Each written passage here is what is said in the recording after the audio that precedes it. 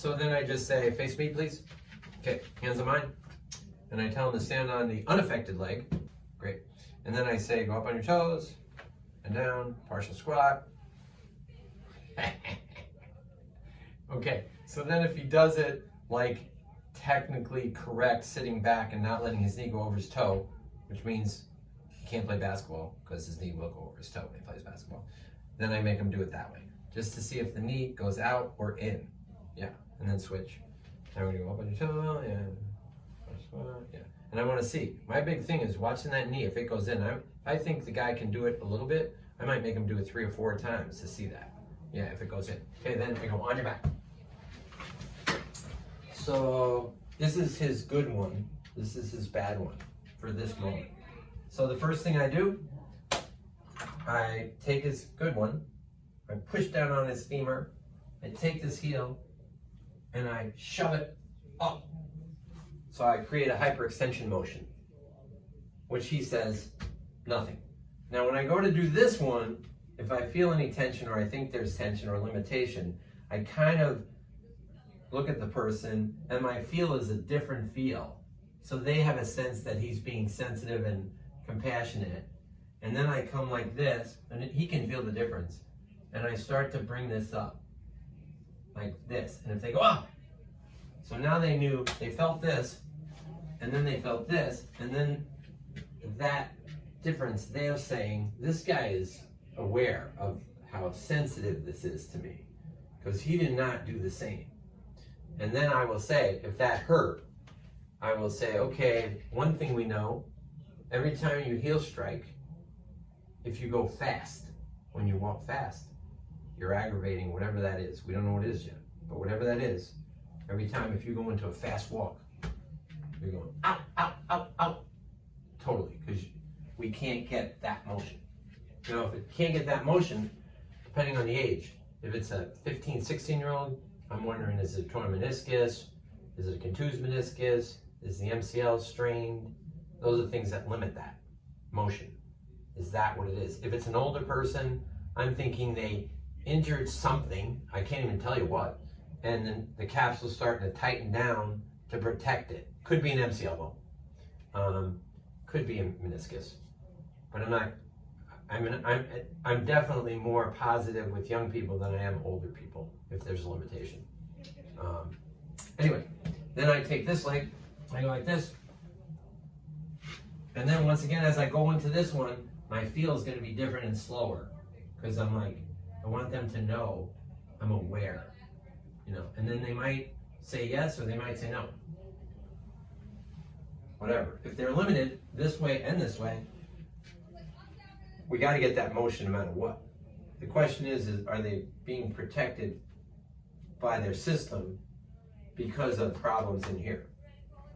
That's what I have to find out. So if they have 2 motions limited, I'm like, okay, usually it's over 50. Not as much young people. Usually they'll have flexion, but they won't have extension, but you never know. If they don't have both, fine. If everything hurts, obviously their tolerance or they're really scared, you got to take that into consideration. Yeah, so my number one that's my number one. That's huge for me. And then bending. So those are huge for me. Then for me, take this one, keep the leg almost perfectly straight, not totally, and I'm going to put a lot of pressure on the medial collateral. Then I'm going to like externally rotate the foot to really put a lot of tension on the MCL and the deep part of the MCL, the coronary. And then I'm going to try to gap that as well. Did it hurt? Great. Then I'll go to this side, same thing. And then I'll do the same on that side. So then they know what that is. Now, as I come up here, I'll try to straighten it a little, but if it's limited, it won't be straight. And then I'll start to, and I look at their face to see how they are. And now if they do well, then I'll just crank it. And then I'll start to go like this, and they'll kind of give it away if it's bad. If not, I'll give that crank as well. Then I'll go to this side. Usually you're not going to have a problem on the lateral collateral. Yeah. Then for me, you know, I could do this one as well. but I'm getting to a point where I'm impatient. I'm gonna pull, push. If you're taught to do this, you can do this too, whatever you want. Push, posterior, anterior, posterior. Then I'm gonna go onto the patellas for me. So I push the patella, as you can see, straight across. See how it sticks out? Perfect. Then I go under the patella with my index finger. Whoops, I'll use the other one. So I do that. I go under there, just to see if there's any inflammation, irritation. Then I'll push it medial, go under. Here you get a good shot, actually. Then I push down here, and now this pops up, right? The patella goes like that, just to see underneath there a little bit. Or here's where the patella bursa is and gets pinched. So it could be slanted down, and that's why taping might help if you bring that up like that and stretch that out.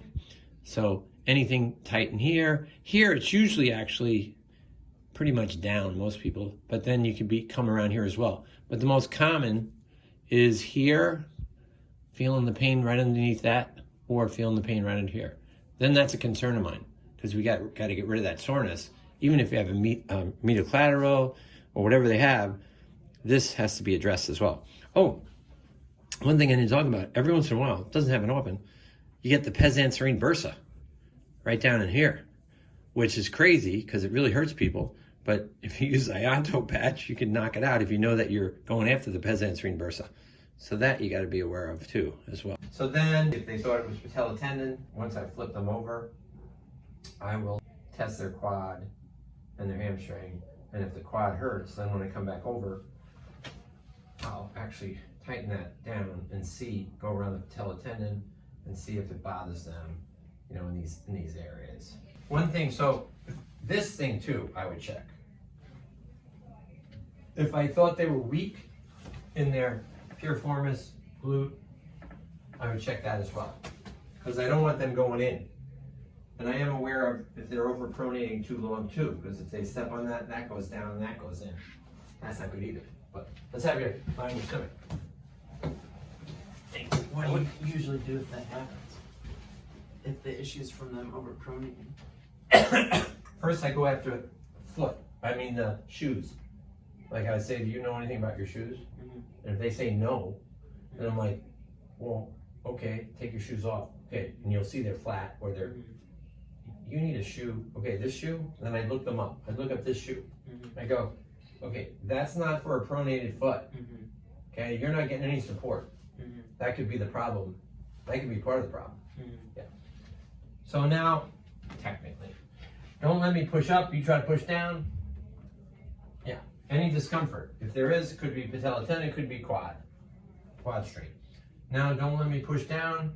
So I externally rotate the foot. Relax. Then I internally rotate the foot. Relax. Now, if I think there's a hamstring, but I'm not getting it enough, I will wait, let it go down longer. Now it's stretched more, and then don't let me push. And then don't let me push. And then something might show up. That just means the hamstring is not as acute, not as big. Because you could have hamstring like 8 fingers pull, or you could have 2 hamstring, 2-finger pull. Well, if it's a 2-finger pull, you might not even catch it unless you really put it on a little stretch, right? And then for me, if I think there is a hip issue, I might do this, even in that spot, and then I might have them lift this leg off, and then this leg, just to see if their glutes are okay, and to see if one is weaker than the other. Let's make believe I thought it was an ACL and everybody missed it. Then I'd scoot them down, come all the way down, keep going, keep going, keep going, good. So now I got the tibia off the table. I got my index finger across the tibial line, joint line, and then I'm going to perform,